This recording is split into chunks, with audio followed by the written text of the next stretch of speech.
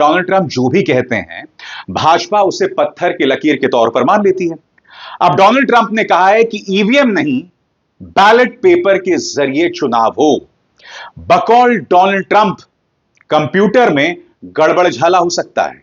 उन्होंने यह भी बताया कि उनके एक चचा हैं और उनके चचा ने उन्हें बताया कि वोटिंग दरअसल ईवीएम के जरिए नहीं, बैलेट पेपर के जरिए होनी चाहिए, क्योंकि बैलेट पेपर के जरिए गड़बड़ झाला हैंकी पैंकी नहीं हो सकता।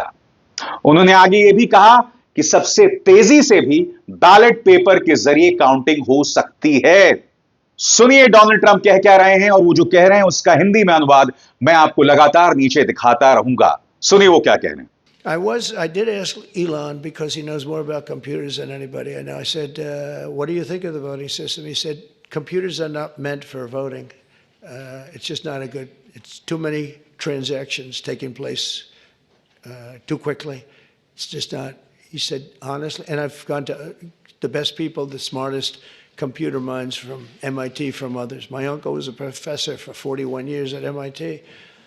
And a brilliant guy, and I got to know a lot of the people up there, and they will tell you that the most secure way that you can secure the election, and probably the fastest way, because there can be very little hanky-panky, is paper ballots. Can you believe? अब Bharatiya Janata party क्या कहना चाहेगी? क्योंकि जब अखिलेश यादव कहते हैं कि भाई चुनाव बैलेट पेपर के जरिए होना चाहिए, जब तेजस्वी यादव कहते हैं चुनाव बैलेट पेपर के जरिए होना चाहिए, जब राहुल गांधी ने ईवीएम पर सवाल उठाए, तब क्या हो रहा था? तब लगातार उन पर प्रहार किया जा रहा था कि ये तो वो लोग हैं जो चुनाव हार गए हैं। अब डोनाल्ड ट्रंप, जिनकी हर बात भाजपा के लिए पत्थर की लकीर है, वो ये बात कह रहे हैं। तो अब भाजपा कहां जाएगी?